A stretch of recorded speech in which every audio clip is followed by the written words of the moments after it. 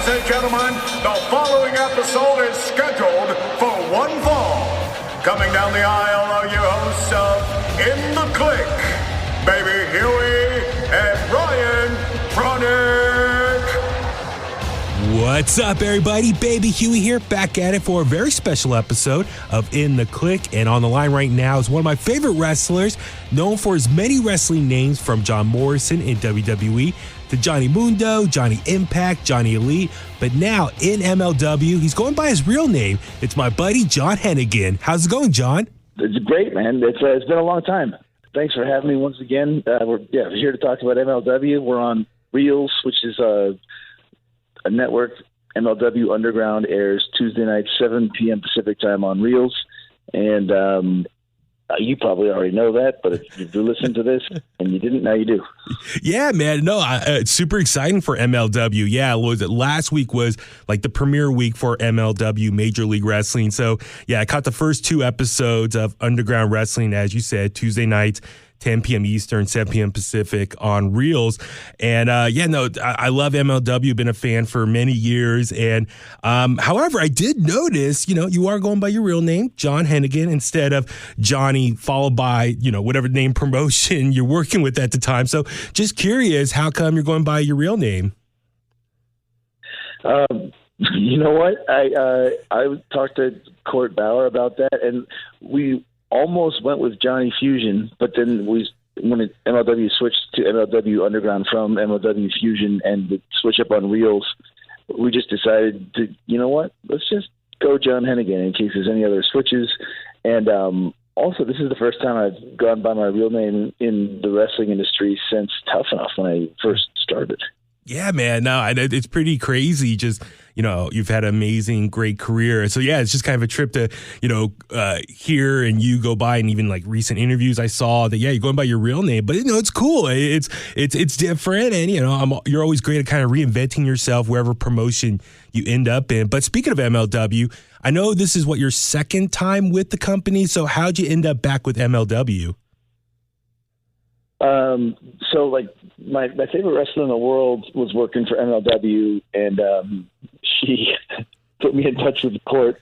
I'm talking about Ty Valkyrie, my wife. She was a MLW Women's Champion, and when we left WWE this past run, we were talking about how it would be great to work together again, like we did at Impact and Lucha Underground, and now, when the opportunity arose for that to happen at MLW, I jumped on it because I've always been a fan of the promotion of Court and the roster, especially. I mean, the roster is really deep and crazy. Jacob Fatu, who's also from the Bay Area, is on there.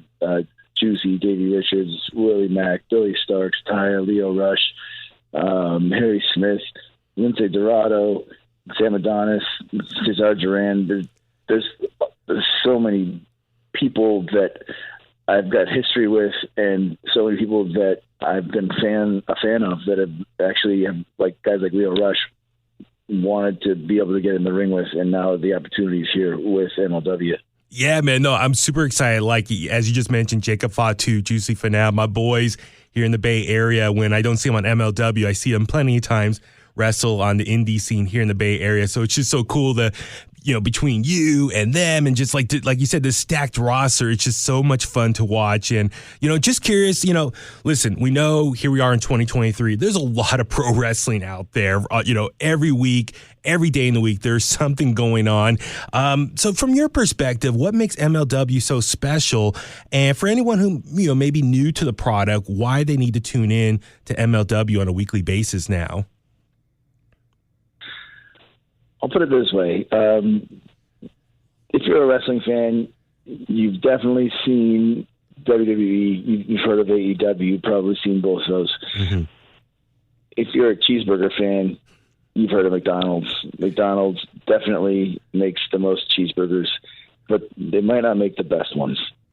And when you're mass producing that much content, sometimes the quality declines. And the creative advantage of MLW is they've got a stacked roster. We're not being micromanaged. We're not handcuffed. we have input in the creative and we can see our ideas through, and that's motivating as a talent. And that right there, I think the opportunity that we have to do what we want and get it out there and do what we think is the best professional wrestling, and put on the best show we can, is really fulfilling for me. And if you're a fan of pro wrestling and you haven't seen MLW, I think that's the reason to check it out.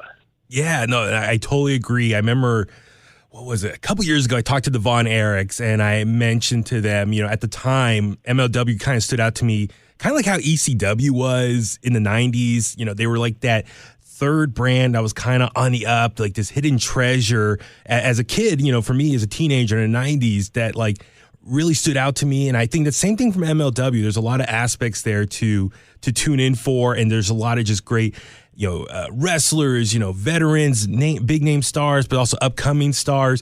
So is there anyone on this roster? I know you mentioned Jacob, Juicy Finau. Is there anyone else that kind of stands out in your eye that's been catching your eye for talent that, hey, you got to keep your eye on that person? Well, Taya, of course. But, outside of that, like Billy Stark's fantastic, female talent. Leo Rush, I feel like is like so talented, and he's had opportunities to shine, and people have seen him do his thing. But the platform of MLW, I think, is going to present him a chance to evolve into the next evolution and a step greater than anything he's done and achieved before. Harry Smith too, is another example of a guy that. Actually, just yesterday, I watched Harry Smith in a catch wrestling tournament tap out like 3 guys. Harry is scary, and he's just like a wall of muscle, and he's a huge, scary man that I feel like is fascinating to watch, because his knowledge of catch wrestling, submissions, and jiu-jitsu combined with suplexes in professional wrestling is this crazy combination of skills that I've never seen anywhere else. And add to that Enzo Microman, there's a lot of people that I think are going to really take advantage of this platform and the creative opportunities it presents to become something greater. And every time an individual does that, it elevates the organization. Yeah. And I think it's. Yes, for one, I'm just rattling off names because I've got so much faith in the roster. Yeah, no, I agree. And speaking of Harry Smith, I'm excited to see Dynamite Kid's nephews who are just very new to the pro wrestling world. So I'm excited to see more what they can do in the ring. But listen, for anyone maybe not like longtime fans of MLW, they may not know this, but MLW last year had Azteca Underground. I know maybe some people, who just tuned in for the first time last week don't know the full history of MLW and just a lot of the main storylines going on. On a side note, we all know about your time in Lucha Underground as Johnny Mundo. With MLW having Aztec Underground, a lot of people are calling it like the spiritual successor for Lucha Underground. So I'm just curious for anyone, what can we expect from you and MLW? Is there any crossover there? Is there any chances of you, working with Cesar Duran? Like, what's kind of in store for fans? I am working with Cesar Duran and Taya and Sam Adonis, and it's been really great working with Taya again. And Cesar Duran is such a talent. Like, he adds credibility, creativity, and just skill to any situation that he's in. He's a pleasure to be around, and I feel like he really elevates anyone that he's in a segment with.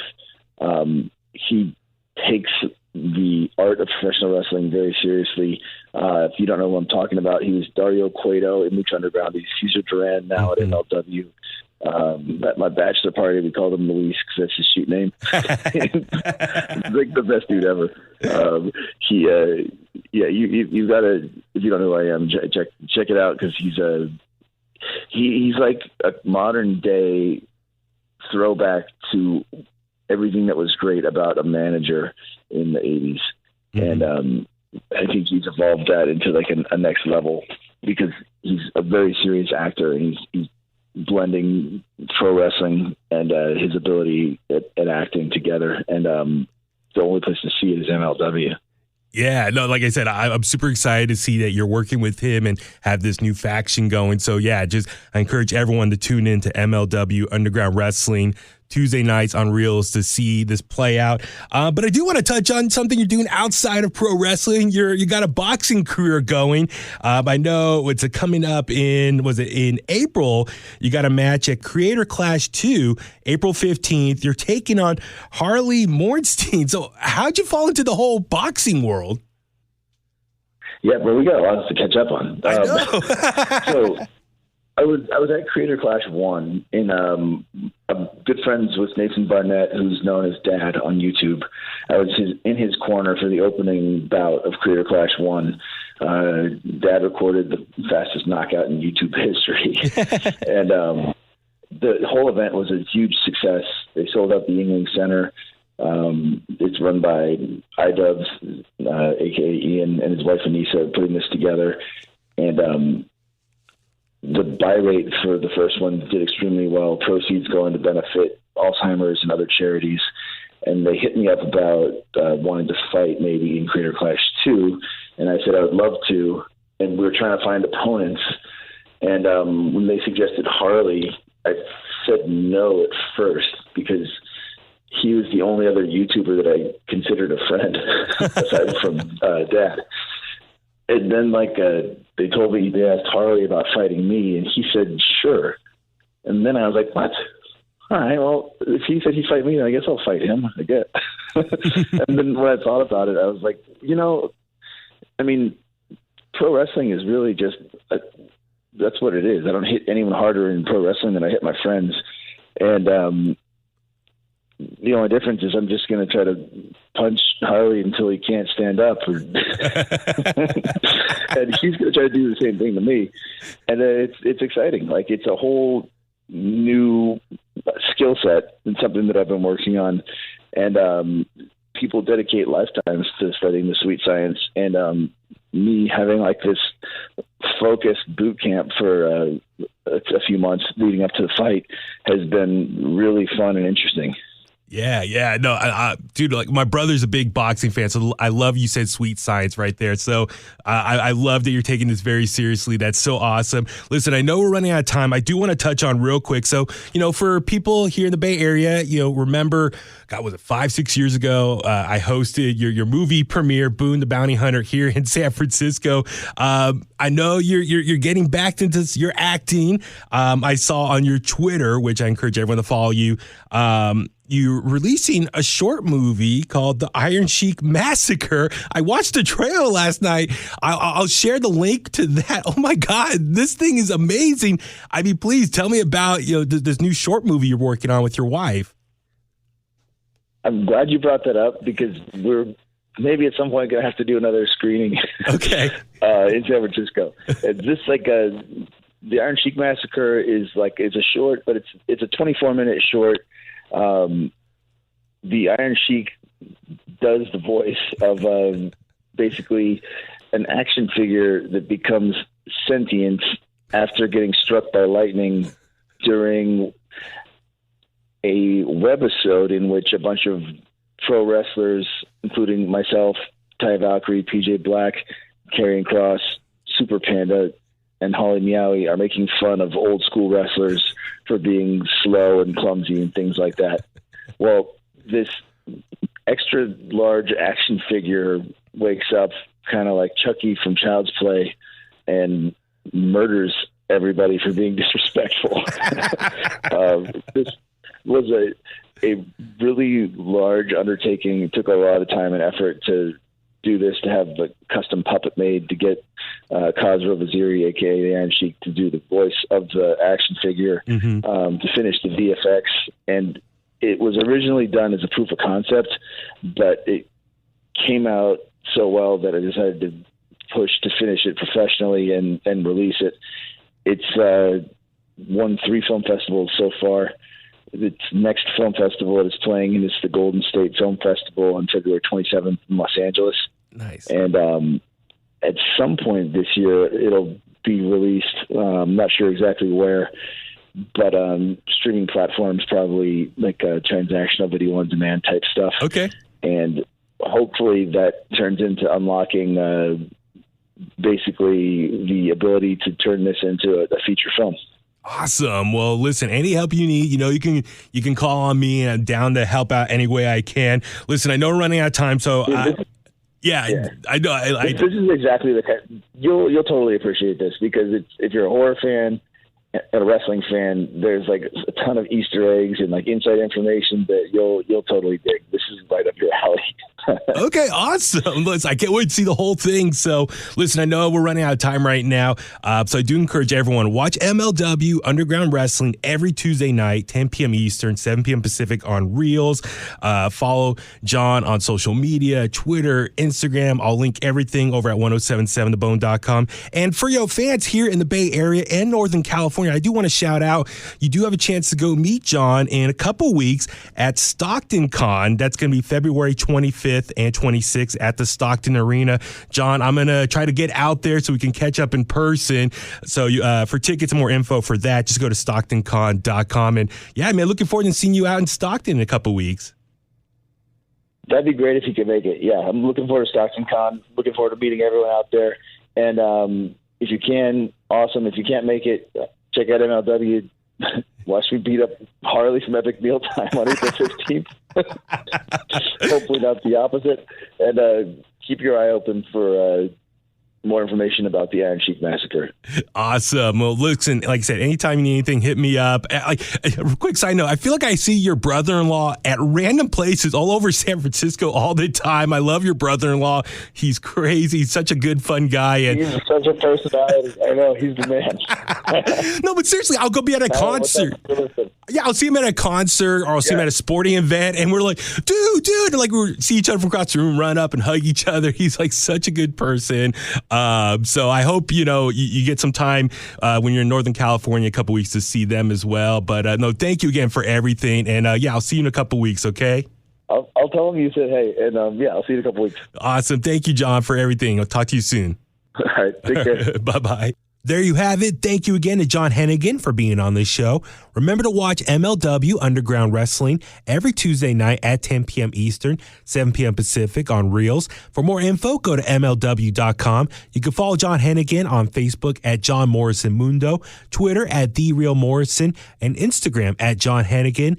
Make sure to follow MLW on Facebook, Twitter, Instagram, and YouTube as well. All right, Kliqsters, let's go home now. Remember to subscribe to In The Kliq on Apple Podcasts, Spotify, Google Podcasts. We're also on a ton of other major podcast platforms. Help the show out by rating, reviewing, leave a comment, and share the podcast.